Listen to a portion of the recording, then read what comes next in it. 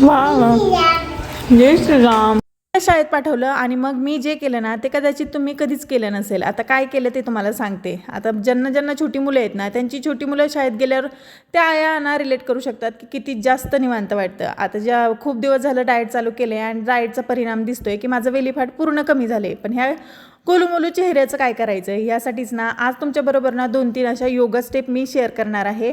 आणि आमच्या इकडं ना सकाळचं इतकं सुंदर वातावरण होतं ना की एकदा टेरेसवर आलं ना की असं वाटतं खालीच जाऊ नये. आता त्यामधली सगळ्यात पहिली स्टेप जी आहे ना ती आहे की तुम्हाला नेक डोकं वर करून ना अशा प्रकारे आपल्या फेसची एक्सरसाइज करायची आहे जेणेकरून जे डबल चिन आहे ना ते कमी होण्यास मदत करते. आता दुसरी एक्सरसाइज आपली हनुवटी दोन्ही शोल्डरला टच करायची जेणेकरून आपल्या नेकचा जो एरिया आहे ना तो कमी व्हायला मदत होते. आणि तिसरी स्टेप आहे जी स्क्रीनवर दाखवल्याप्रमाणे तुम्हाला करायची आहे जेणेकरून जे आपले गोलूमोलूचे गाल आहेत ना ते शेपमध्ये यायला मदत होते.